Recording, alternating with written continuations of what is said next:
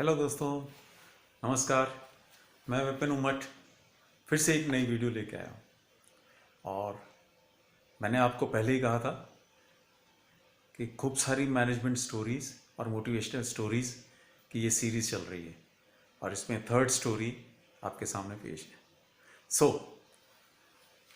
तीसरी स्टोरी से स्टार्ट करते हैं हम लोग। थर्ड स्टोरी, एक ठेकेदार होता है, कॉन्ट्रैक्टर, जो खूब सारी मकान वगैरह ये बनाते हैं, बिल्डिंग्स बनाते हैं। तो उस ठेकेदार के पास एक छोटा ठेकेदार यानी कि एक मिस्त्री, जो हेड मिस्त्री होता है, वो काम करता था और 20 साल से काम कर रहा था। अब काम करते करते बेचारा बूढ़ा हो गया। अब वो कहता है कि सेठ जी, ऐसा है कि मेरे को 20 साल हो गए काम करते करते, अब मेरे को घर जाना चाहिए, अपने गांव चले जाऊंगा मैं, तो आप मेरे को इजाज़त दे दो। तो सेठ जी ने कहा, यार ऐसा है कि मेरा तो काम रुक जाएगा अगर तू चले जाएगा तो, पहले मेरे को ढूंढ लेने दे, कोई और अच्छा मिस्त्री बन जाएगा, मिल जाएगा तो मैं तेरे को छुट्टी दे दूंगा।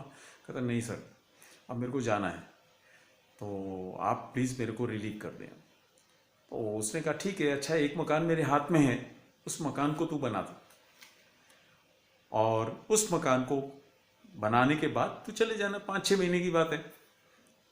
तो मिस्त्री ने सोचा, यार अभी इतने साल काम करते हो गए सेठ जी के साथ, ये कहना तो मानना ही पड़ेगा।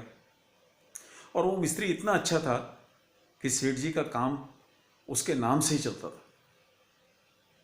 यानी इतने अच्छे मकान बनाता था, इतने अच्छे डिज़ाइन बनाता था कि सब लोग उस सेठ जी के पास, उसका बिजनेस जो था, कॉन्ट्रैक्टर का बिजनेस, बहुत उसी के कारण बहुत अच्छा चलता था।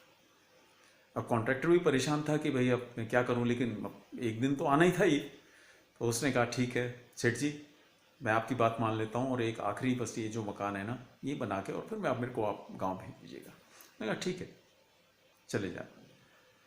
अब सेठ जी ने उसको एक मकान बनाने के लिए दिया। उसने क्या किया, जल्दी जल्दी जल्दी जल्दी उस मकान को बनाया और जैसे तैसे, और क्योंकि अब घर जाने की जल्दी थी उसको और यही मकान लास्ट बनाना था, तो उसने जैसा तैसा करके उसने मकान बनाया। उसने कहा ठीक है, मेरा कौन सा मकान है, तो फटाफट बना मकान बना के और दे दिया। 6 महीने की जगह 5 महीने में ही उसने मकान बना के तैयार करके दे दिया कि सेठ जी ये लो चाबी उस मकान की जो मैंने, आपने मेरे को कहा था, अब मेरे को रिलीव कर दो। उन्होंने कहा ठीक है, ऐसा है, आपने हमारे साथ खूब मेहनत की, खूब की, तो उसका फल आपको मिलना चाहिए, और तनख्वाह वगैरह और ये सब तो आप लेते थे, लेकिन मैं आपको कुछ देना चाहता हूँ। जो चाबी उसने उस मकान की दी थी सेठ जी को, कॉन्ट्रैक्टर को, वही चाबी उसने उसको दी कि यह आज से हम आपका मकान हुआ, ये मकान अब आपको गिफ्ट किया मैंने और इस मकान के आप हकदार हैं।